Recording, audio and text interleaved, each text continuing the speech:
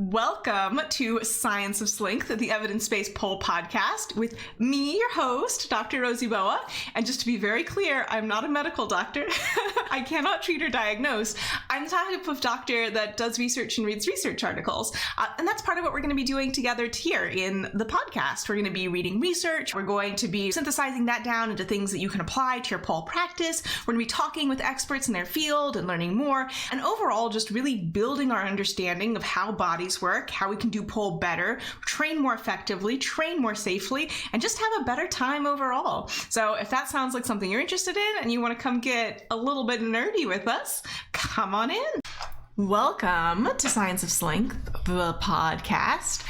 Today I wanted to talk about learning and teaching and dance and mastery. This is specifically going to be focused on a particular model of learning and teaching that was developed for school children, but I think has applications in the dance pedagogy space as well. And a lot of what's been written about this, I will just say right off the bat, is for teachers, but I know that most of you are students of dance, as I am myself, in addition to a teacher. I'm always learning, always trying to expand who I am in terms of my movement. So I am going to try and be rephrasing a lot of these things to be more focused on the student standpoint rather than the teacher standpoint. And I think the big takeaway that I want you to have from this is that the dominant model of teaching and learning dance is really focused on specific performance goals and competition, so competing with other students, perhaps straight up just doing dance competitions, right? We do definitely do that in pole. I mean, I do that in pole. For folks who are, polling professionally, there is certainly a competitive element to the profession. So I don't think it is unwarranted for that to ever show up in a dance space. But I think as recreational pollers, including me, I don't think that that is a particularly healthy way to go about learning pole. And I think that a mastery-focused model, also sometimes called the lifelong learning model, is a much better and healthier and honestly effective way to learn pole. And I'm going to try and convince you of that. And also give you some specific pointers that you can take and apply in your own pole training. So that's the general gist of it. Let's get right into it. So the mastery learning model is one that, depending on when and where you went to school, you may have encountered as a student previously. It was developed by Benjamin Bloom in the 60s. And there's citations to everything in the down there, as usual. And basically, the idea is that someone who is engaging with material should move through it in a structured way and should not move on from a particular part of whatever it is that they're working on until they can demonstrate mastery of that. So I think a place that it's been used very often is in self-paced online stuff, right? So you go through, you do the module, there's a quiz at the end, and you can't go on to the next thing until you get, let's say, 90% on the quiz. So you don't just know and have retained a little bit, kind of enough to get through and do the next thing. The idea is that you really understand the material that you have been engaging with to a degree where when you move on, you already have access to that, and you can sort of slowly build up over time. And there are elements of being self-paced, right? So sort of the way that it's proposed to work in the classroom is you break students into smaller groups where students with similar ability levels work together, but, within the small group, different things are happening. Students are getting a lot of support as they are learning, social support from other people in their group, but also from the teacher, and so on and so forth. But this core idea is that you are not just learning to get, first past the post, I got to pass the, standards of learning, whatever it is that you are where you are. You are specifically, the aim of learning is to master a concept, to really understand it, and to have demonstrated that understanding, and for that understanding to be really robust and to apply in a variety of different ways. So that's the general idea. And this has absolutely been talked about in the literature for dance pedagogy. So a paper that I really like, those of you who are subscribed to my newsletter, I talked about this a couple weeks ago, is Considering Motivation, Goals, and Mastery Orientation in Dance Technique by, I'm probably going to say this name incorrectly, I am sorry, Andrzejewski. That is spelled Andrzejewski, and co-authors, 2013, and that was in Research in Dance Education. And basically, so this is a paper that was written by dance professors, like at a post-secondary level, so collegiate, and they were talking about the contrast between this mastery focused model and what they call the performance goal structure model or the competitive model. So even though they are dance teachers, most of the students that they are teaching are not intending or not trying to become professional dancers. And as a result, having them come in and be like, okay, we need you to do X, Y, and Z trick, and that's how you're going to pass this class, and that's really going to be our focus. And really having that sort of, a model that, again, I don't think doesn't make sense in a professional dance capacity, but is not really a great fit for recreational learners. So a couple specific things that they pull out as distinctions between these two models. So in the competitive model, you might have predetermined sequence of movements phrases. All students are going to be working on the exact same thing. There's this really strong focus on perfection and doing, the exact same thing every single time. And repetition is supposed to be the same every time. And I think this is something that, you see in a lot of movement spaces, right? You're trying to learn the choreography. You're all trying to do the choreography the same way. And, if you are in a chorus line together, that's important. You do need that.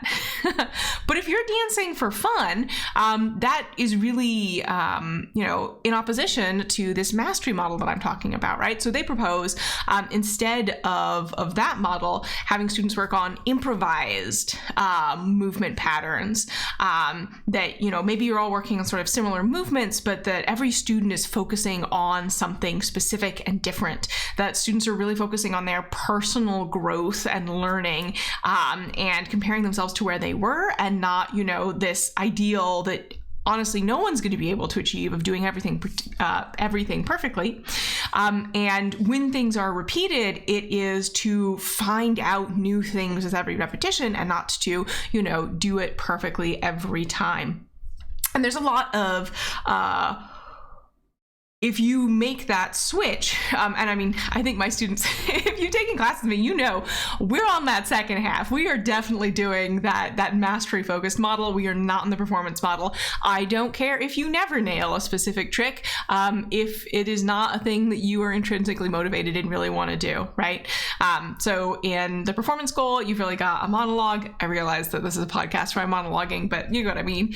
The teacher is the authority. Everything sort of like defers to them. You have to do what they say. In the mastery goal structure, there's shared authority, right? Like, I don't know how things feel in your body. I can make an educated guess. I've seen a lot of people dance over the years. I've spent a lot of time watching people dance and then asking them how they feel. So I sort of have a model and can make some educated guesses, but I don't know. You're the authority on your body.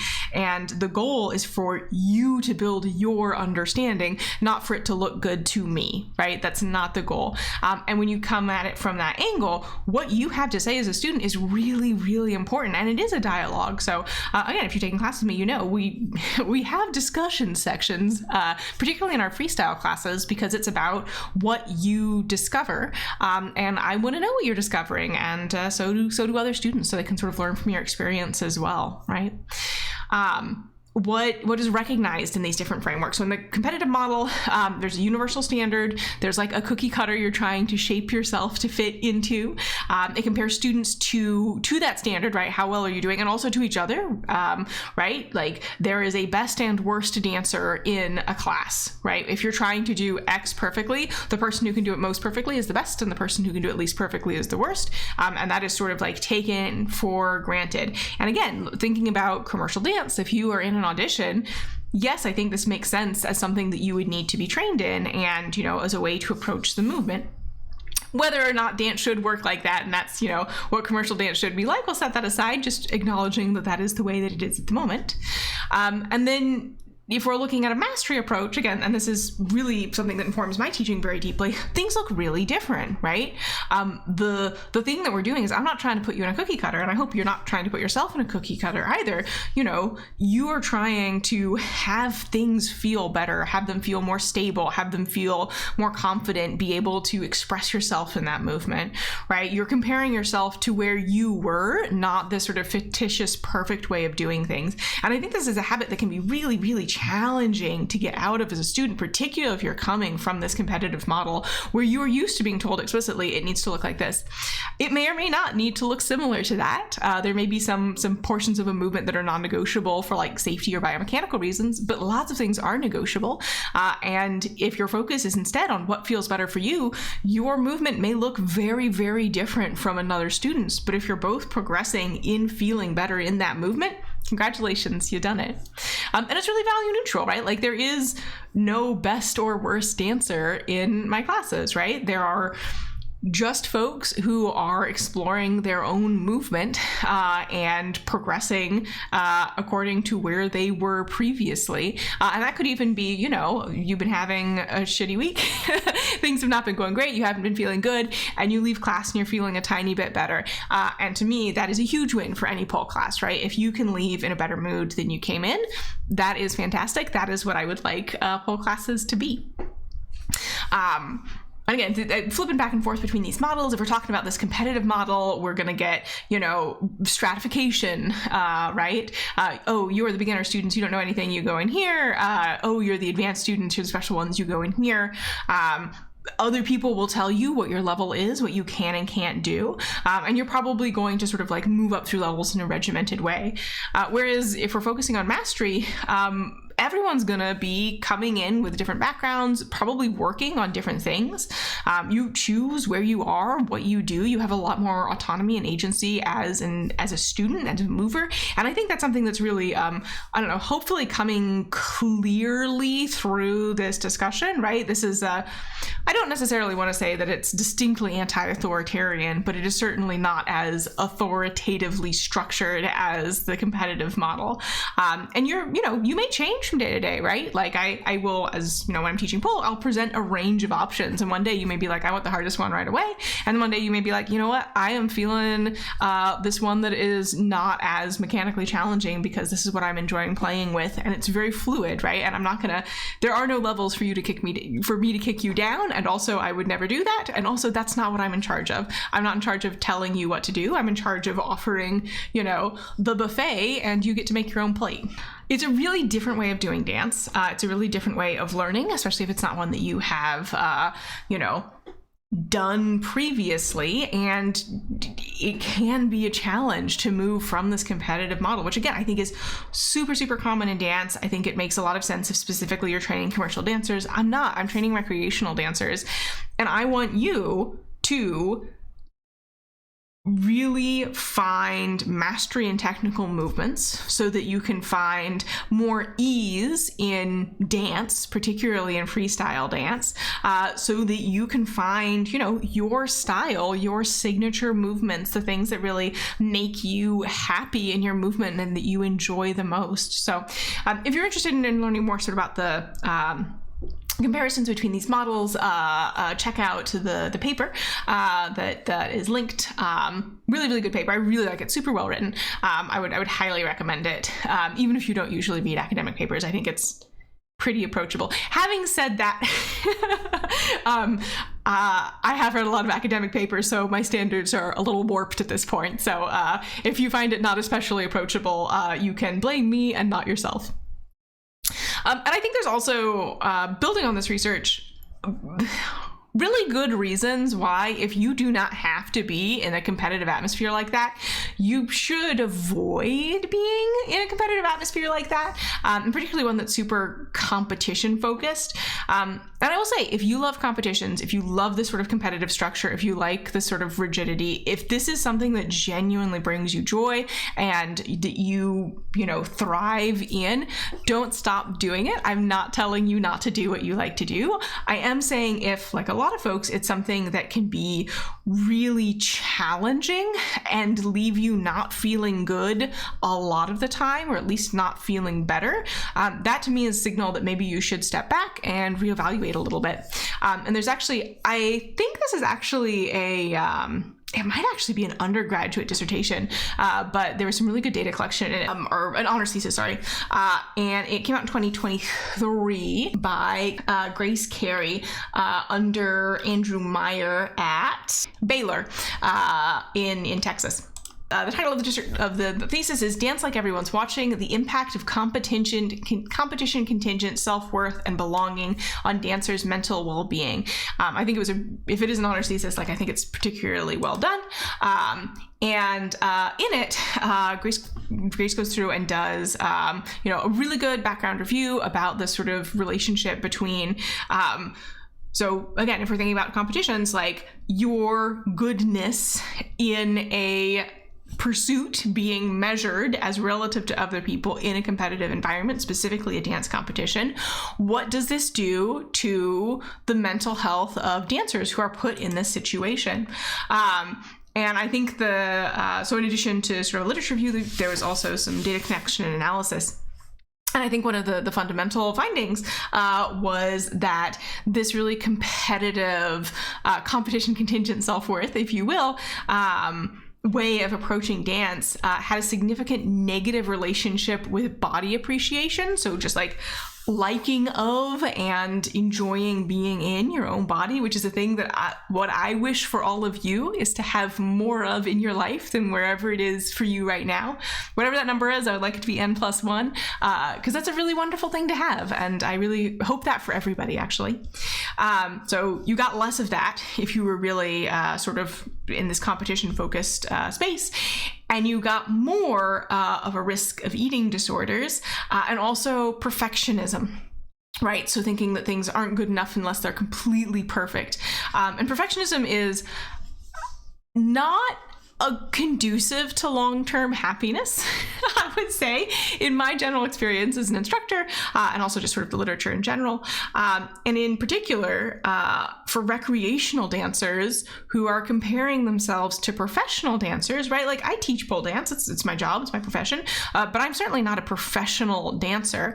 And, by the standards of, let's say, people who are competing in pro categories at competitions, I'm not very good if you are using this focus of ranking dancers relative to each other, right? If you're using this competitive focus. But if instead you're thinking about sort of mastery, like there's a lot of movements that I have complete confidence in. If I look back at where I was when I started pole, I had no movement in my life basically at all, right? Like I went to school and I worked and I came home and I worked and that was it. I was also in the middle of burning out, but that's a story for another time. So secondarily, and if you take that mastery model, then I have mastered in my movement life so much, and I get so much value and joy and richness and fulfillment in my life as a result of my pole dance practice. And it makes me happy. And for me, that is way, way, way more important than nailing a specific trick. And I don't think it was always that way. I think when I started, I had this sort of more competitive model for pretty much everything in my life. And it's something that as I've grown and matured, I've been able to sort of deconstruct a little bit. It's very hard. It's very hard to take a deconstructive approach to this type of way of thinking about things. Insert, discussion of capitalism here that we don't have time for on this podcast, but it's a big challenge. It's very hard to move from this way of thinking about things if that's been really the dominant way that you've been interacting with learning all your life. But I would really recommend, if this is not something that you've thought about, if it's not a way you've thought about approaching dance before, give it a little think, right? So I think a really good way to engage in this is by doing dance journaling. So when you finish, a dance session, whether you're training by yourself, whether you're taking class, whatever it is that you're doing, just jot down a couple notes, right? Like what was memorable from this chunk of doing dance time for you? What felt good? Where did you notice improvement in yourself? What didn't feel good? What don't you want to do more of? And you can even just do that, like, one one good thing, one bad thing, right? It does not have to take 20 minutes of deep introspection and wordsmithing, but really having some additional self-reflective time, and also doing a little metacognition, thinking about how you think about dance, how you think about your hobbies. Do you see these as things where what you're getting out of them is sort of continual progress and upward trajectory and improvement and getting better than other people? Or do you see them as things that you do because they are intrinsically enjoyable and bring value and richness to your life as a whole? Because again, if you're a professional dancer, you're probably going to have to think about them in one way, or, you'll certainly be in situations where that is made easier for you. But if you're doing this for fun, and you are thinking about it using this really goal-focused method, and it is not bringing you satisfaction and joy and peace with yourself and your body, it might be time to reconsider. So that is what I have to say. So more citations in the down there below. Absolutely check it out. Read more. I always encourage, I'm not trying to hoard knowledge. That's never been anything I've ever tried to do. I would really love it if this is just sort of like an ongoing dialogue in the pole space in particular. And it's really something that I strongly believe in. I structure my classes around this mastery-based model. Those of you who have had class with me, you'll be like, when you were saying all those things, I noticed that those are things that you do. I try. I really do try. So, and I'd love to hear from you. Do you tend to have this more mastery approach? Is it enticing to you? Is it something that you're interested in? I think you should be able to reply to the podcast, definitely on Spotify, definitely on YouTube, maybe on some other platforms as well. Or you can always hit me up on Instagram. I'm on TikTok and a couple other platforms as well, but Instagram is usually where I am most frequently, and it's at Slink Through Strength. It's in the bio. Or it's in the down there. And if you would like some more science-y tips, because if you got this far, I hate to break it to you, but you may also be a nerd. I think you knew that. I've got a little mini ebook that I wrote that has some tips based on scientific research that you can take and you can apply to your home pole journey, completely free. The link is on my website, and you can check it out. And I would love for you to have some more knowledge, and of course some more citations, because I'm going to cite my sources, because I'm a real actual scientist who's doing another job now. But you can't take you can take the girl out of the Zotero, but you can't take the Zotero out of the girl. You know what they say. So that's all I've got for you this week. I hope I've given you some food for thought. I hope you've got, I hope you've got some really rich, joyful movement in your week this week. And if you don't, come take a class. Come train with me. I'd love to try and help open that door for you if it is not open already. So thanks so much for joining. I hope you have a wonderful 2 weeks, and I'll see you again very soon. Bye. Thank you for listening. I hope you've learned something. If you want to do more research on your own, if we talked about specific studies, I always try to have the citations in the show notes so you can check them out for yourself. A great place to continue our learning. Speaking of continuing your learning, if you do want to work with me as a pole instructor, I teach online at my online studio, Slink Through Strength, and it would be great to have you come join us. I teach freestyle flow, I teach conditioning, I teach flexibility, and I teach pole in the nerdiest way possible. But we have a good time, and we'd love to have you join us if that sounds like fun for you. And if not, no worries. Either way, I'll see you in the next episode. Have a good one.